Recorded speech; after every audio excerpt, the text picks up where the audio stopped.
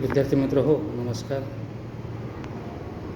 आजच्या या तासिकेमध्ये आपण BA द्वितीय वर्ष आणि आपल्या अभ्यासक्रमासाठी असलेली व्यंकटेश माडगूळकर यांची सुप्रसिद्ध अशी कादंबरी बनगरवाडी या कादंबरीचा आशय, या कादंबरीतील व्यक्तिरेखा, या कादंबरीतील घटनाप्रसंग, या कादंबरीतील भाषाशैली, या कादंबरीतील निवेदनशैली इत्यादी घटकांचा विचार आपण करणार आहोत. विद्यार्थी मित्र हो, यापूर्वीच्या तासिकेमधून आपण या संदर्भातील काही महत्त्वपूर्ण बाबींचा अभ्यास केलेला आहे. त्या पुढील भाग आपण या ठिकाणी आजच्या तासिकेतून पाहणार आहोत. आपण पाहिलं की बनगरवाडी या गावामध्ये जेव्हा राजाराम मास्तर इथे येतात, या गावचे जे कारभारी आहेत ते कारभारी राजाराम मास्तरांना विद्यार्थी उद्यापासून शाळेत येतील, तो तुझं शिकवण्याचं काम कर असा सल्ला देतात.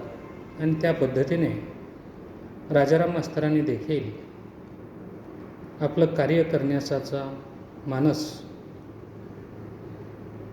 व्यक्त केलेला आहे. ते आपलं कार्य सुरू ठेवण्याच्या दृष्टिकोनातून प्रयत्नही करताना दिसून येतात. परंतु इथे जेव्हा प्रत्यक्ष येऊन शाळा सुरू करण्याची वेळ आलेली आहे, तेव्हा मात्र 8-15 दिवस झाले तरी म्हणावे तसे विद्यार्थी शाळेमध्ये येत नव्हते. नियमितपणे विद्यार्थ्यांची संख्या शाळेमध्ये नसल्यामुळे कसं अध्यापन करावं हा एक प्रश्न राजाराम मास्तरांच्या समोर होता.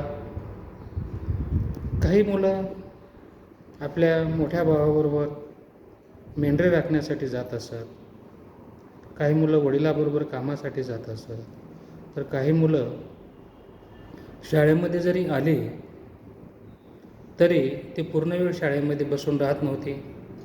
काहीतरी निमित्त सांगून ते घरी जायचे. आणि एखाद्या वेळी मुलाला जर थोडक्यात रागवण्याचा जरी प्रयत्न केला तरी ती मुलं घरी जायची आणि आपल्या आईला सांगायची की आज मास्तराने मला रागावलं. असं म्हटल्याबरोबर त्याची आई त्या ठिकाणी शाळेमध्ये यायची आणि तुला काही मुलं बाळं आहेत की नाही असं त्या शिक्षकांना म्हणजेच राजाराम मास्तरांना म्हणायचे आणि आपल्या मुलांना ते घरी त्या ठिकाणी घेऊन जायचे. अशा पद्धतीने ही शाळा सुरू होती, माझं कार्य सुरू होतं, असं राजाराम मास्तर आपल्या भावना या ठिकाणी बोलून दाखवतात. पुढे जो भाग वर्णन केलेला आहे त्याचीही माहिती आपण अभ्यासणार आहोत. बाबा, तुला लेकरं बाळं नाहीत का? मातीत बसली तुझी शाळा, तू चल आपला घरी, असं म्हणून ती आपल्या मुलाला घेऊन घरी जात असे. अशी शाळा चालली होती. रोज मंडळी चावडीपुढच्या पटांगणात जमत.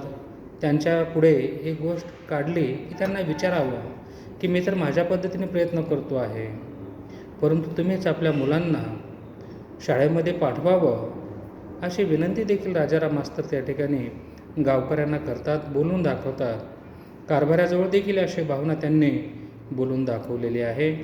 पण प्रतिसाद मात्र गावकऱ्याकडून मुलांना शाळेमध्ये पाठवण्याचा अतिशय अल्प अशा स्वरूपाचा आहे. म्हणून राजाराम मास्तरांच्या समोर विद्यार्थी केव्हा शाळेमध्ये येतील हीच एक अडचण असलेली दिसून येते. आणि ही भावनाही त्यांनी गावकऱ्यांना बोलून दाखवलेली आहे. त्यावेळेस गावकरी काय म्हणतात पहा. त्यांच्यापुढे ही गोष्ट काढली की ते अजून पोरासने सवय नाही, 1-15 दिवस जाऊ द्या. तर तुम्ही शिकवण्याचं काम करत आहात, परंतु नियमितपणे शाळेमध्ये येऊन बसावं अशी सवय या मुलांना झालेली नाही. पण 8-15 दिवस जाऊ द्या, महिना जाऊ द्या, हळूहळू मुलांच्या मनामध्ये गोडी निर्माण होईल आणि मुलं शाळेमध्ये येतील. तुम्ही एवढी काही काळजी करू नका, अशा पद्धतीने गावकरीही राजाराम मास्तरांना तिथे म्हणत असत. म्हणून थोडा 10-15 दिवस, महिनाभर जाऊ द्या, निघून जाऊ द्या, मुलं शाळेमध्ये येतील अशी एक भावना गावकरी देखील राजाराम मास्तरांना बोलून दाखवतात. ते जाऊ देण्या वाचून मी तरी काय करू शकतो आहे त्या परिस्थितीमध्ये त्या ठिकाणी काम करावं, जेवढे काही मुलं येतील त्यांना शिकवावं, अशी भावना राजाराम मास्तरांच्या मनामध्ये निर्माण झालेली आहे. कारण पर्याय काहीही नाही. जोपर्यंत नियमितपणे मुलं शाळेमध्ये येऊ शकणार नाहीत तोपर्यंत काही करताही येऊ शकणार नव्हतं. म्हणून नियमितपणे मुलं शाळेत येण्याची वाट राजाराम मास्तरांना पाहण्याशिवाय दुसरा कोणताही पर्याय राहिलेला नव्हता. या दरम्यान ज्या काही घटना घडलेल्या आहेत त्याचीही माहिती व्यंकटेश माडगूळकर यांनी या कादंबरीच्या माध्यमातून सांगितलेली आहे. दरम्यान कारभाऱ्याने एक लहानसे घर मला दिले होते. त्यात मी माझे 2 बिऱ्हाड केले. तर आजपर्यंत राजाराम मास्तर जी शाळा होती त्या शाळेमध्येच राहत होते. परंतु नंतर मात्र काही दिवसानंतर गावचे हे जे कारभारी आहेत ते अतिशय प्रेमळ आहेत. राजाराम मास्तरांना ते वेळोवेळी मदतही करतात आणि हे मदत करत असताना त्यांनी शिक्षकांची राजाराम मास्तरांची सोय व्हावी म्हणून त्यांनी काय केलेलं एक लहानसं घर देखील राजाराम मास्तरांना म्हणजेच गुरुजींना राहण्यासाठी दिलेलं आहे.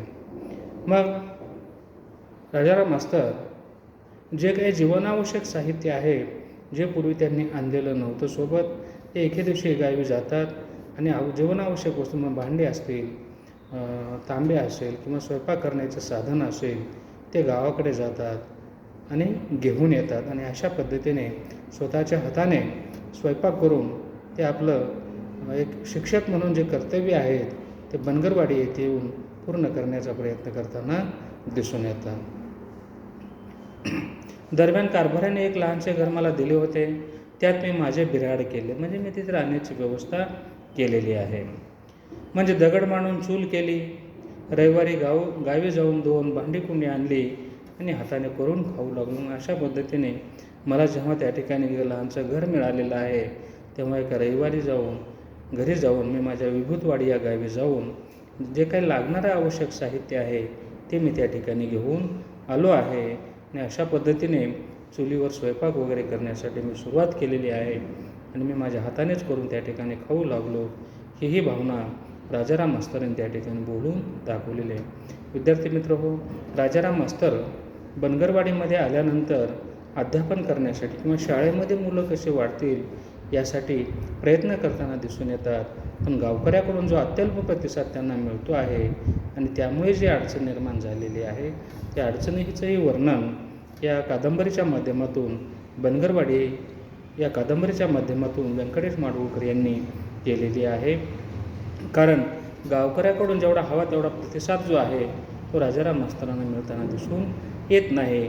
परंतु राजाराम मास्तर मात्र प्रामाणिकपणे प्रयत्न करताना दिसून येतात. विद्यार्थी मित्र, या संदर्भातील जी अधिक माहिती आहे ती आपण पुढील तासिकेमधून पाहणार आहोत. आजच्या तासिकेमध्ये आपण इथेच थांबूया. धन्यवाद.